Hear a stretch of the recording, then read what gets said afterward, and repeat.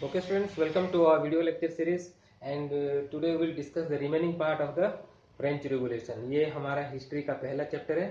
ठीक है, तो फ्रांस जो रिवॉल्यूशन फ्रांस में हुआ था इसमें पूरा दुनिया में एक बड़ा चेंज देखने को मिला था। ठीक है, तो उस दिन मैंने एक इंट्रोडक्शन चैप्टर में जो हुआ था हमारा लाइव क्लास, तो उसमें मैंने बताया था। ठीक है, क्या क्या बताया था मैंने उस समय? मैंने बेस्टाइल कोड के बारे में बताया था, लुइस सिक्सटीन के बारे में बताया था, उसकी वाइफ एंटोनियो के बारे में बताया था, मैरी एंटोनेट के बारे में बताया था। ठीक है, और मैंने वहाँ उसमें डिस्कस किया था हमारे फ्रेंच सोसाइटी कैसे डिवाइड हुए थे, जो क्लर्जी, नोबिलिटी और जो पेजेंट्स, किस तरह से हमारे फर्स्ट स्टेट, थर्ड स्टेट और सेकंड स्टेट डिवाइड था। ठीक है, तो इससे आगे हम लोग आज पढ़ेंगे। चलो तुम एक बार फिर से मैं रिकेप दे देता हूँ ताकि तुम्हें समझ में आ जाए। ठीक है, मैं बोर्ड पे लिख देता हूँ। अच्छा, चलो एक बार मैं तुम्हें क्लास बैक पे ले जाता हूँ, थोड़ा सा हमें रिकेप करते हैं कि हमने उस दिन पढ़ा क्या था। ठीक है, तो 14 जुलाई 1979 ये दिन था। ठीक है, ये फ्रांस के हिस्ट्री में ये हमेशा इसको याद रखा जाता है। ठीक है, 14 जुलाई 1789 करीब कितने लोग थे? 7000 लोग इकट्ठा हुए पेरिस में, और उन्होंने क्या किया, वहां एक बेस्टाइल फोर्ट है, फोर्ट यानी किला। राजा क्या करता था, किया था, उस किले को जो है अपना जेल बना दिया था, तो इसलिए यहाँ पे बेस्टाइल जेल लिखा है। इस पे अटैक कर दिया, अटैक कर दिया, और इस पे अटैक करके इसका जो कमांडर था उसको मार दिया, और जितने वहां पे प्रिजनर्स थे उनको छुड़ा के ले गया। ठीक है, लोगों का बहुत ज्यादा नफरत था, लोग नफरत करते थे ये बेस्टाइल जेल से। क्यों? क्योंकि ये राजा का पावर शो करता था। ठीक है, पावर ऑफ किंग। राजा जिसको भी पसंद नहीं करता था उसको इस जेल में डाल दिया करता था। ठीक है, तो तुम्हारा बुक में शुरू इसी से हुआ है, 14 जुलाई। अच्छा, मैं तुमको बताता हूँ, देखो जो लोगों ने इस पे अटैक कर दिया, ये एक गलत फहमी, एक र्यूमर फैल गया था। र्यूमर क्या था कि राजा ने सेना भेज दिया है, अब जो गरीब लोग हैं उनके घर पे अटैक करने वाला है, इसलिए ये सोच के ये लोग पहले से इकट्ठा हो गया और यहाँ पे अटैक कर दिया। ठीक है, तो यहाँ पे शुरुआत हुआ। तो इसका रीजन जानने के लिए हमें उससे उसके बाद जो टॉपिक दिया है इसमें कारण बताया कि ऐसा क्यों हुआ। क्योंकि फ्रेंच रिवॉल्यूशन 1789 में हुआ था और 14 जुलाई सबसे बड़ा उनका एक इवेंट हुआ था, जो डिमोलिशन ऑफ बेस्टाइल जेल। ठीक है, तो इसको रीजन जानने के लिए हमें क्या करना होगा, थोड़ा सा पीछे जाना होगा। हमें एक राजा के बारे में जानेंगे जिसका नाम है लुइस 16। ये 1774 में ये राजा बना, और ये राजा कितने उम्र में बना था? 1774 में बना था, लेकिन उम्र नहीं बताया था। लेकिन 20 ईयर्स जो उसको होते हुए इसका शादी हो गया। किससे शादी किया? ये मैरिया एंटोनेट। और मैरिया एंटोनेट कौन से कंट्री की है? ये ऑस्ट्रिया की है। ये 1 मार्क उसमें पूछा जाएगा। मैरिया एंटोनेट कौन से कंट्री की है? ऑस्ट्रिया की है। ठीक है, ऑस्ट्रिया की राजकुमारी से इसकी शादी हो गई। लेकिन जब ये राजा बना, ठीक है, तो इस बेचारा जब ये राजा का गद्दी पे बैठा तो उसको क्या मिला? इसको मिला एम्प्टी ट्रेजर। ठीक है, एम्प्टी ट्रेजर मतलब राजा का खजाना बिल्कुल खाली था। ठीक है, ये राजा तो बन गया लेकिन राजा का खजाना बिल्कुल खाली मिला। ठीक है, और ये राजा और ये रानी ये बहुत ही ऐशो आराम जिंदगी पसंद करने वाले राजा रानी थे, वो ऐश से रहते थे, लेकिन इनका ट्रेजरी बिल्कुल खाली था।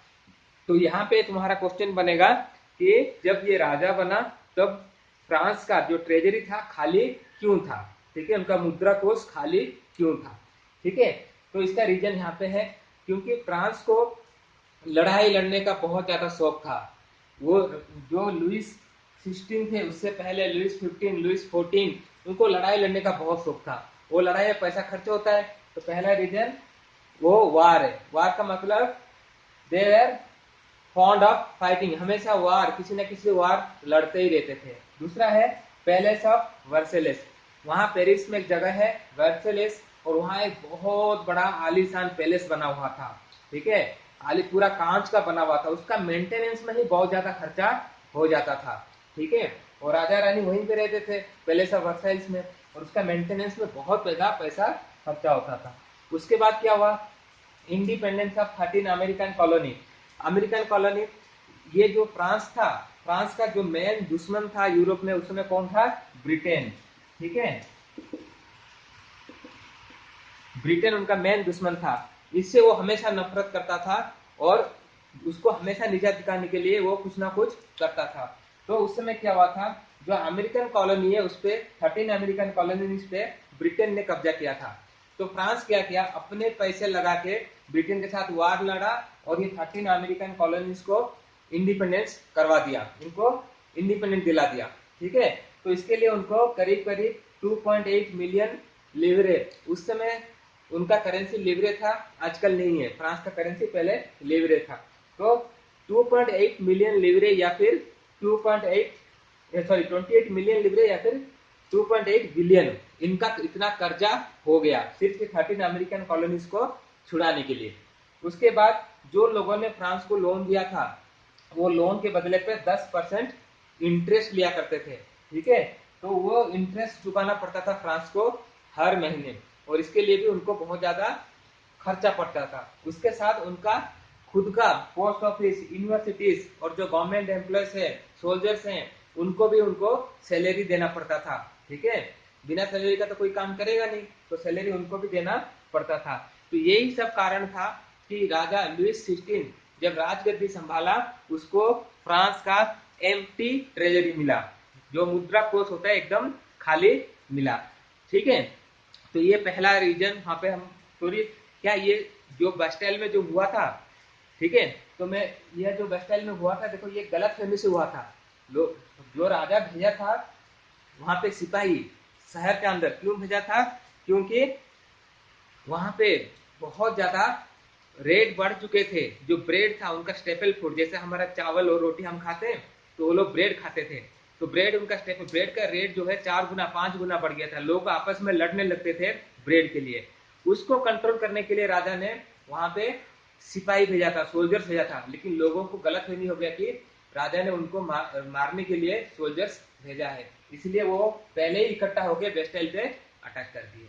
ठीक है, इसके बाद हम फ्रांस सोसाइटी के बारे में पढ़े थे, कैसे फ्रांस का सोसाइटी डिवाइडेड था। ठीक है, उस समय क्या था, जैसे हमारा वर्ण नीति है। ठीक है, जैसे हमारा ब्राह्मण, क्षत्रिय, उसके बाद वैश्य, शूद्र, हमारे 4 कैटेगरी में बंटा हुआ है सोसाइटी। उसी तरह से इनका भी सोसाइटी बंटा हुआ था। ठीक है, किस तरह से बंटा हुआ था इनका सोसाइटी, फ्रांस का सोसाइटी उस समय बंटा हुआ था 3 स्टेट में। ठीक है, first state, second state and third state. ठीक है, तो इसमें जो है फर्स्ट स्टेट में कौन लोग थे, क्लर्गी। क्लर्गी लोग कौन थे, जो चर्च में काम करते थे। ठीक है, चर्च यानी जो उनके फादर वगैरह होते हैं ना, पादरी वगैरह होते हैं, उनको बोलते हैं क्लर्गी। ठीक है, नोबिलिटी, सेकेंड स्टेट था नोबिलिटी। नोबिलिटी में मिनिस्टर्स, राजा, जो बड़े पैसे वाले लोग, ये लोग सब नोबिलिटी में आते थे, जैसे हमारे क्षत्रिय वगैरह आते हैं। और बाकी जितने बच्चे कुछ लोग थे, ये सब किस में आते थे, ये अदर पीपुल कैटेगरी या फिर थर्ड स्टेट में आते थे। ठीक है, इस तरह से फ्रांस का सोसाइटी बंटा हुआ था। ठीक है, तो फ्रांस के सोसाइटी में क्या था, ये जो फर्स्ट स्टेट और ये सेकंड स्टेट, इनको बहुत सारा प्रिविलेजेस मिला हुआ था। ठीक है, ऐसा एक प्रिविलेजेस था जिसमें को इसको इन लोगों को कोई टैक्स देने का जरूरत नहीं पड़ता था। ये फर्स्ट स्टेट और सेकंड स्टेट के लोग टैक्स नहीं देते थे। ठीक है, और जो भी टैक्स देना होता था, ये सब तुम्हारे थर्ड स्टेट के लोग ही देते थे। ठीक है, और ज्यादा जमीन, 60% जमीन तो इन्हीं के पास था। ठीक है, सारा जमीन के मालिक यही लोग थे, लेकिन ये लोग कोई टैक्स देते नहीं थे। तो इस तरह से उनका सोसाइटी बांटा हुआ था। ठीक है, तो उस समय क्या होता था, देखो 2 तरह का टैक्स उस समय, अच्छा और भी प्रिविलेजेस मिलता था क्या, जैसे ये लोग टैक्स नहीं देते थे, और ये जो थर्ड स्टेट के लोग थे, ठीक है, तो ये लोग सब क्या थे, ये लोग इनके लिए सब काम करते थे। ठीक है, इनके लिए काम करेंगे, इसको बोलते थे बंधुआ मजदूरी या फिर फ्यूडल सिस्टम। ठीक है, और ये जो था हमारा सेकेंड स्टेट, देखो 2 तरह का टैक्स के बारे में बुक में लिखा है। एक है तुम्हारा हेफेस, ठीक है, थेसिस क्या था, ये बताया था कि ये जो अपना इनकम होगा, कौन, जो थर्ड स्टेट के लोग हैं, इनका जो भी इनकम होगा, इसका 10% ये तो सीधा क्या करते थे, डायरेक्ट चर्च को देते थे। ठीक है, ये इस टाइप का जो टैक्स था इसको था थेसिस। और एक टैक्स था जिसको करते थे टेले। टेले का मतलब क्या था, टेले, टेले ये था direct tax. Direct tax, direct tax ये देते थे अपने सरकार को। ठीक है, जैसे आजकल हम लोग अपना इनकम से 10% देते हैं सरकार को, इसको कहते थे डायरेक्ट टैक्स। ठीक है, और तुम्हें 1 मार्क के क्वेश्चन में पूछा जाएगा टेथेस क्या है। ठीक है, तो टेथेस क्या बोलोगे, the direct tax paid by the third state, वो कितना था, it was about 10% of their harvest, जो भी उनका हार्वेस्ट होता था उसका 10% और डायरेक्ट किसको देते थे, to church. This is known as tithes. ठीक है, तो इसके बारे में था। और उस समय हमें क्या पढ़ा था, हाँ, तो इस समय देखो कंडीशन जो है फ्रांस का खराब हो रहा था। ठीक है, ये लोग बहुत ज्यादा गुस्से में थे। ठीक है, बोर्ड को मिटाता हूँ फिर लिखता हूँ। ठीक है, अभी हमने जाना जो थर्ड स्टेट के लोग दो तरह का टैक्स देते थे, एक था टेथिस और दूसरा था टेले। ठीक है, और फर्स्ट स्टेट और सेकंड स्टेट के लोग कोई टैक्स देते नहीं थे। ठीक है, और इसके बाद जो फ्रांस का पॉपुलेशन था वो भी धीरे धीरे बढ़ते जा रहा था। तो ये जो थर्ड स्टेट के लोग थे, ये लोग खाने के लिए तरस गए। ठीक है, इनको खाना भी नहीं मिल पा रहा था। क्यों, क्योंकि जो भी कमाई होता था वो तो टैक्स में दे देते थे। पॉपुलेशन बढ़ेगा तो खाने का डिमांड भी बढ़ेगा। ठीक है, लेकिन सबको, क्योंकि खाने का डिमांड बढ़ेगा और उसके बाद वहां पे क्या हो जाएगा, क्राइसिस हो जाएगा। क्राइसिस यानी वहां आम जिंदगी में जीने के लिए जो चाहिए, देखो हमारा बेसिक नीड्स क्या है, हमारे को शेल्टर चाहिए, खाना चाहिए, क्लॉथ चाहिए, ये भी उनको शॉर्टेज होने लगा। ठीक है, 1715 में बुक में दिया है, जहां उनका पॉपुलेशन फ्रांस का 23 मिलियन था, 1789 में बढ़ के वो 28 मिलियन हो गया। तो 5 मिलियन लोग बढ़ गए, तो उनके लिए भी तो खाना चाहिए। ठीक है, तो यहाँ पे एक वर्ड देखने को मिलेगा जिसको कहते हैं सब्सिस्टेंस क्राइसिस। जब हमारा बेसिक नीड्स हमारा पूरा नहीं हो पाता है, बेसिक नीड्स यानी हमारा शेल्टर, रहने के लिए शेल्टर, पहनने के लिए कपड़े और खाने के लिए खाना, अगर नहीं मिल पाएगा उसको हम कहेंगे subsistence crisis. Food and other needs of the people were not met and this caused by an economical crisis, जिसको नाम दिया गया सब्सिस्टेंस क्राइसिस। ठीक है, जो अमीर लोग थे, अमीर लोग माने फर्स्ट स्टेट और थर्ड स्टेट के लोग, वो और ज्यादा अमीर बनते गए, और जो गरीब थे वो बेचारे और गरीब बनते चले गए। ठीक है, तो इसी को कहते हैं सब्सिस्टेंस क्राइसिस। तो हमने 14 जुलाई के बाद उसके कारण सब जानने का कोशिश किया, क्या क्या कारण था। अब जो राजा था लुइस 16, उसका ट्रेजरी तो पहले ही खाली था। ठीक है, अब उसके साथ वहां पे देखो खाने के लिए भी लोग तरस गए थे, वहां पे बिल्कुल खाना नहीं था, कुछ नहीं था। ठीक है, तो लोगों में धीरे धीरे जो है बगावत करने का वो दिमाग में आने लगा। ठीक है, प्रोटेस्ट करेंगे। ठीक है, यही सब चीज शुरू हुआ था। और उसके बाद जब लुइस 16 इनको क्रश करने के लिए, मतलब इनको दबाने के लिए सेना भेजा, तो उस समय हमने देखा बेस्टाइल में क्या हुआ। तो 14 जुलाई 1789 में, ठीक है, जो बेस्टाइल में हुआ उसका दो कारण हमने देखा। तो पहला कारण तो जो लोग थे कि बहुत ज्यादा टैक्स देते थे। ठीक है, और दूसरा कारण था ये सब्सिस्टेंस क्राइसिस, मतलब जो फूड प्राइस वगैरह बढ़ गया था। ठीक है, तो ये जो लोग थे थर्ड स्टेट के, जो कॉमन लोग थे, आम आदमी थे, ठीक है, उनके दिमाग में अचानक तो नहीं आ जाता है कि हमें बगावत करना है। ठीक है, तो बहुत कुछ फिलोसोफर्स थे, उन्होंने बड़ा रोल प्ले किया, जैसे तुम्हारे John Locke, Jean Jacques Rousseau और मोंटेस्क्यू। ठीक है, तो ये जो थे हमारे, क्या नाम उनका, लॉके, इन्होंने किताब लिखा था the two treatise of government. ठीक है, इन्होंने लिखा था टू ट्रीटिस ऑफ गवर्नमेंट। तो यहाँ पे उन्होंने क्या कहा था, जो मोनार्की सिस्टम है, ठीक है, जो राजा वाला सिस्टम है, ठीक है, ये जो सिस्टम है ये बिल्कुल ही गलत है, ऐसा नहीं होना चाहिए था, इन्होंने लिखा। और जीन जैक्वेस रोसियो, इन्होंने एक लिखा था सोशल कॉन्ट्रैक्ट। तो इसमें इन्होंने क्या लिखा था, जो भी रिप्रेजेंटेटिव हैं, ठीक है, वो जो भी मिनिस्टर्स वगैरह हैं वो लोगों की बात सुने। ठीक है, लोगों की बात सुने मतलब उन्हीं का रिप्रेजेंटेटिव जाके वहां पे इलेक्शन लड़े और वो जाके वो राज करे। ठीक है, तो यहाँ पे लिखा है, तो इसने क्या लिखा था, जो सोशल कॉन्ट्रैक्ट, जो सोशल कॉन्ट्रैक्ट में इसने लिखा था, देखो क्या लिखा था इसने, देखो, Rocio carried out the idea of forwarding प्रोपोजिंग A form of government based on social contract. Social contract का मतलब जो आम आदमी है और जो शासन कर रहा है, जो जैसे अभी इंडिया में है, ठीक है, तो दोनों में कॉन्ट्रैक्ट होना चाहिए। ठीक है, कॉन्ट्रैक्ट जैसे इंडिया में क्या है, 5 साल का कॉन्ट्रैक्ट है, काम करोगे तो अगली बार वोट मिलेगा, नहीं तो नहीं मिलेगा। ठीक है, इसी तरह से उसको बोलते हैं सोशल कॉन्ट्रैक्ट। ठीक है, जो भी रिप्रेजेंटेटिव है आम आदमी की बात वो सुने।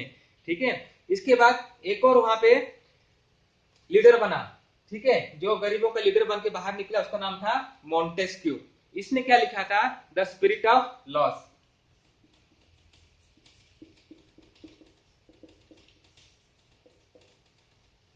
ठीक है, इसमें स्पिरिट ऑफ लॉस, इसमें क्या लिखा था, पावर जो है, power must be divided. Divided यानी देखो,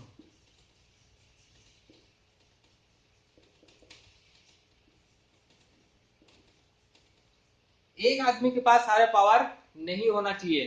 ठीक है, पावर जो है वो डिवाइड होना चाहिए, किसके बीच में, एग्जीक्यूटिव और तुम्हारे लेजिस्लेटिव, एग्जीक्यूटिव और जुडिशियरी के बीच में। ठीक है, तुम्हें पता ही होगा एग्जीक्यूटिव क्या है और जुडिशियरी क्या है और लेजिस्लेटिव क्या है। जैसे अभी हमारे देश में भी इसको बोलते हैं हॉरिजॉन्टल पावर शेयरिंग।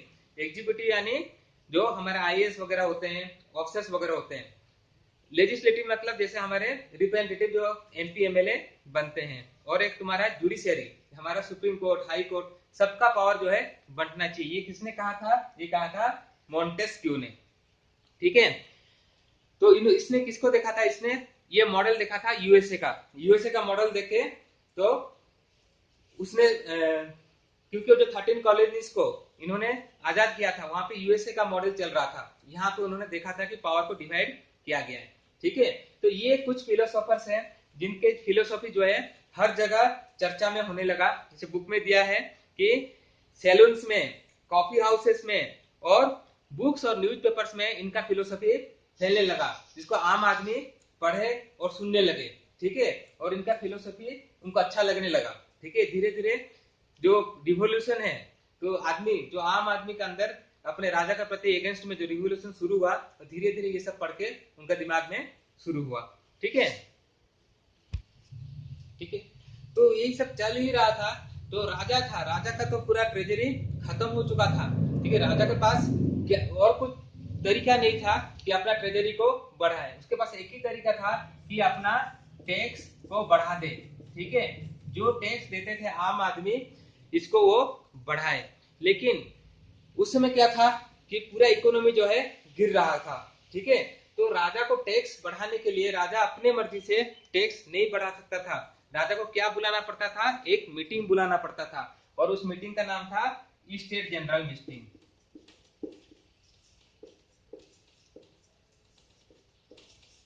ठीक है, उस मीटिंग का नाम था स्टेट जनरल। उससे पहले जब राजा ने बुलाया था मीटिंग, उससे पहले स्टेट जनरल मीटिंग बहुत साल पहले हुआ था। कब हुआ था, लास्ट कब हुआ था, ये हुआ था लास्ट तुम्हारा 1614 में। ठीक है, 1614 में स्टेट मीटिंग बुलाया गया था। उसके बाद अभी फिर से राजा स्टेट जनरल मीटिंग बुलाने का सोचने लगा था। ठीक है, क्योंकि जो गरीब लोग थे, हाँ, अब स्टेट मीटिंग में क्या हुआ था, ये तो ये हम लोग जो पढ़ रहे हैं, ये आउटब्रेक ऑफ रिवोल्यूशन, अचानक कैसे रिवोल्यूशन वहां पे शुरू हो गया। ठीक है, तो यहाँ पे स्टेट मीटिंग में तीनों को आना पड़ता है। जैसे तुम्हारे पहले तो क्लर्जी, ठीक है, दूसरे नोबिलिटी,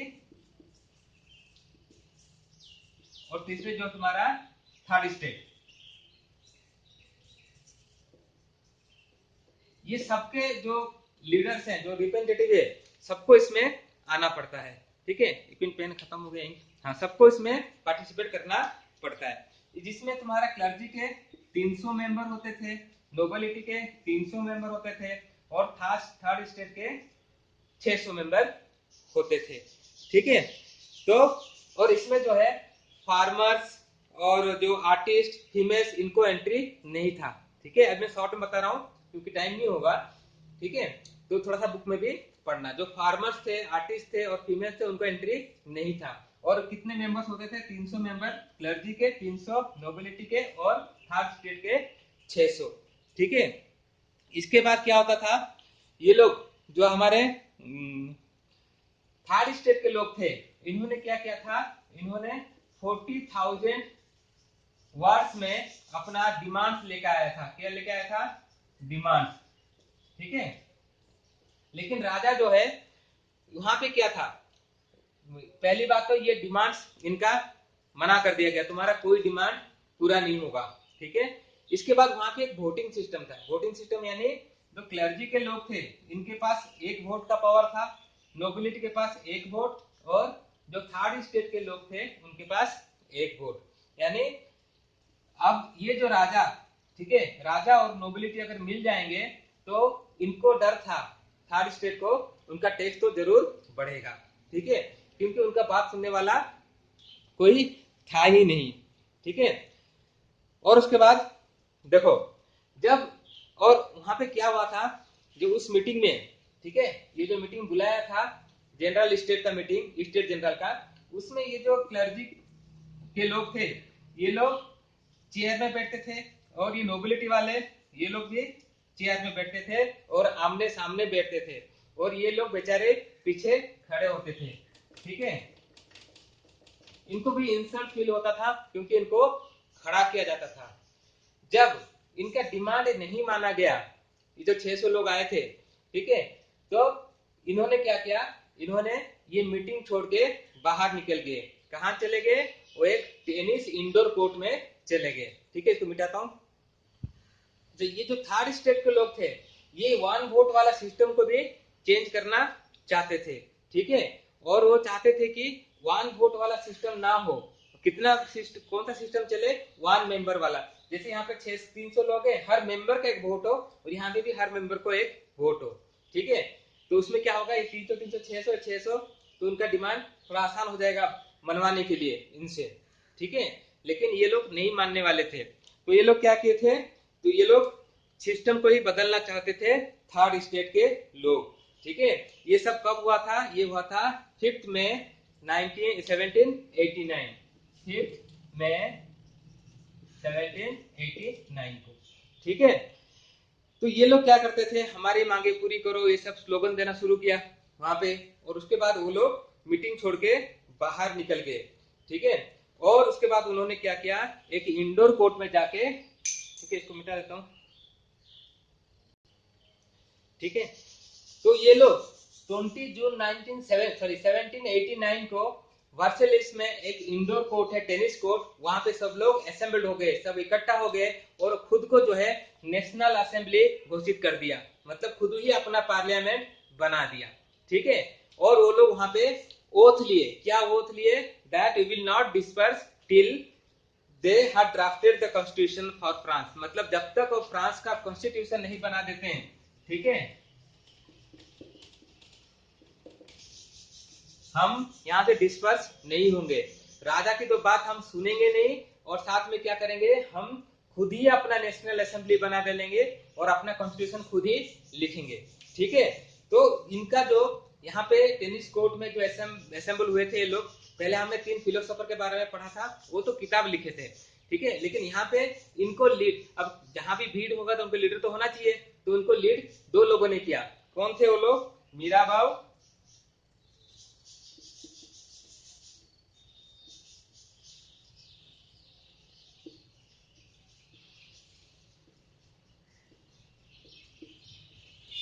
ठीक है, ये 2 लोगों ने इनको लीड किया।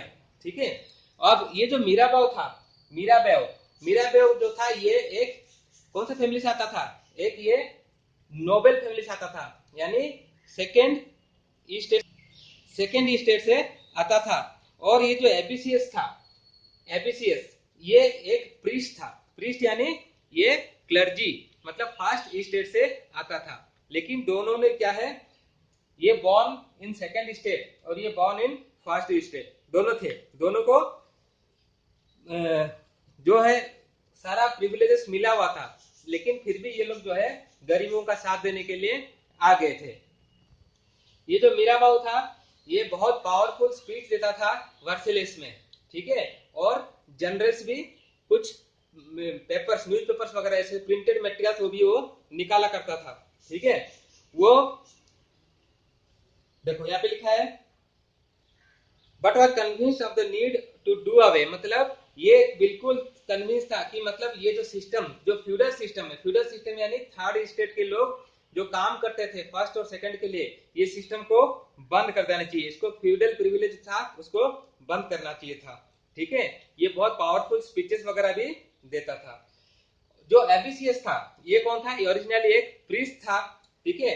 इसने अपना एक पैम्फलेट छपाया था जो लोगों में बांटा था, उस पैम्फलेट का नाम था कि what is the third state.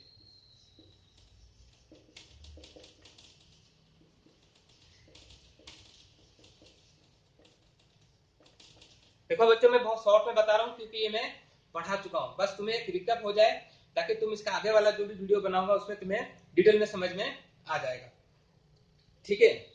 तो नेशनल असेंबली जो था वो ड्राफ्टिंग करना शुरू कर दिया था, कहां पे, वर्सेलिस के इंडोर स्टेडियम में वो बनाना शुरू किया, ड्राफ्ट करना शुरू कर रहा था अपना कॉन्स्टिट्यूशन।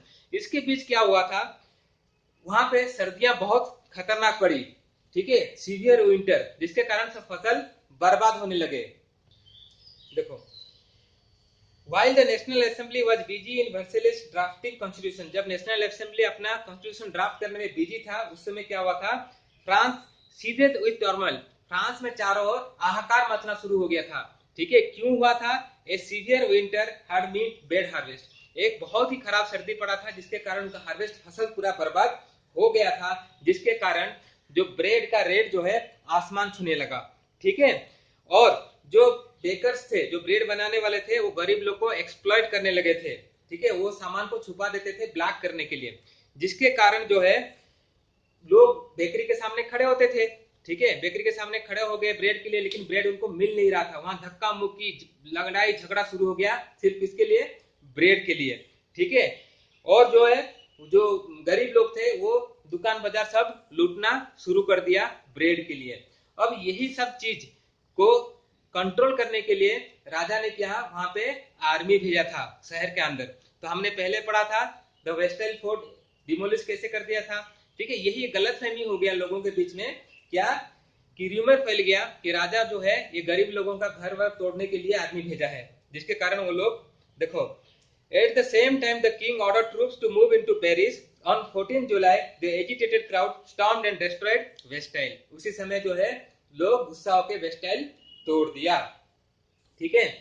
अच्छा चलो उसके बाद हमने यहां तक हमने पढ़ा था, देखो वीडियो लंबा हो जाएगा फिर जाएगा नहीं, ठीक है।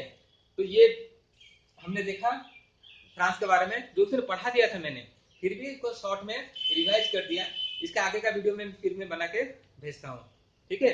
तब तक तुम लोग ये बुक पढ़ते रहना, ठीक है, जहां पे भी डाउट होगा मुझे पूछना, ठीक है।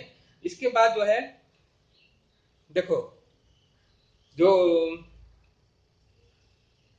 faced with power of its revolting subjects, Louis XVI finally ordered recognition of National Assembly and accepted the principle that his powers would be now unchecked by the Constitution. अब जो है लुइस 16 जो राजा था वो क्या है, थोड़ा दबने लगा, ठीक है, क्योंकि जो नेशनल असेंबली जो आम लोगों ने बनाया था अपना पार्लियामेंट, उसका पावर धीरे धीरे बढ़ने लगा था, ठीक है। अब एक मिनट, ठीक है, जो 14 जुलाई 1789 के बाद जो वहां पे रिवोल्यूशन हो गया था, वेस्टल फोर्ट को तोड़ दिया, ठीक है, धीरे धीरे फिर राजा ने क्या किया, खुद को सरेंडर कर दिया, बोला कि मैं जो नेशनल असेंबली ने जो कॉन्स्टिट्यूशन बनाया है, ठीक है, उसी कॉन्स्टिट्यूशन के हिसाब से मैं चलूंगा। उस कॉन्स्टिट्यूशन में बहुत सारे चेंजेस हो गए, जैसे नो मोर प्रिविलेजेस, जो फर्स्ट स्टेट को और थर्ड स्टेट को जो सेकंड स्टेट को जो प्रिविलेजेस मिलते थे, छूट मिलता था, वो सब हटा दिया गया, राजा का पावर को बहुत ही कम कर दिया गया, ठीक है। जो जमीन था चर्च के पास उसको सरकार ले ली और उसको जो है गरीबों में रीडिस्ट्रीब्यूशन हो गया, उसको रीडिस्ट्रीब्यूटेड कर दिया, और जो टैक्स देते थे इसको भी खत्म कर दिया। और जो मोनार्की सिस्टम था, जो राजा था, वो एक कॉन्स्टिट्यूशनल मोनार्क में कन्वर्ट हो गया। मोनार्की मतलब जहां राजा का सारा पावर होता था, ठीक है, अब जो है राजा कॉन्स्टिट्यूशन के हिसाब से काम करेगा, जो भी उनका कॉन्स्टिट्यूशन में लिखा है, अपने मर्जी से कुछ नहीं करेगा। राजा तो रहेगा लेकिन कॉन्स्टिट्यूशन के हिसाब से काम करेगा, उसको नाम दिया गया कॉन्स्टिट्यूशनल मोनार्क, ठीक है। और 1791 में देखो यहाँ पे लिखा है 1791 में, कहां चले गया, ठीक है, नेशनल असेंबली ने अपना पूरा कॉन्स्टिट्यूशन बना के तैयार कर दिया, ठीक है। और इसका जो मेन एम था, मेन ऑब्जेक्ट था, to limit the power of king, power का, राजा का जो है उसका पावर को खत्म कर दिया जाए, ठीक है। अब पावर जो है एक आदमी के हाथ में नहीं था, अब वहां पे लेजिस्लेटिव, एग्जीक्यूटिव और जुडिशियरी तीनों में पावर को डिस्ट्रीब्यूट कर दिया गया, ठीक है, ताकि एक आदमी के हाथ में पावर होगा तो वो मिसयूज करेगा, ठीक है। तो यहाँ पे फोटो दिया है किस तरह से तुम्हारे बुक में दिया है, यहाँ पे पावर को रीडिस्ट्रीब्यूट किया गया, ठीक है। तो इसको मैं अगले वीडियो में बताऊंगा, क्योंकि ये वीडियो लंबा हो जाएगा तो फिर अपलोड नहीं हो पा रहा है, ठीक है। ओके बच्चों, टेक केयर। अभी तुम बुक पढ़ना, और फिर भी कोई भी डाउट होगा, क्योंकि 2 बार हमने इसको पढ़ लिया, पहले हमने पढ़ा था, अब मैं इसको शॉर्ट में फिर से समझा दिया हूँ, ठीक है। तो तुम इसको बुक को पढ़ना, और जो भी डाउट होगा और मुझे पूछना। एक बार इसको खत्म हो जाएगा तो मैं नोट्स भेज देता हूँ, तुम लोग को सारा नोट्स भेज दूंगा, ठीक है। Okay, take care, bye.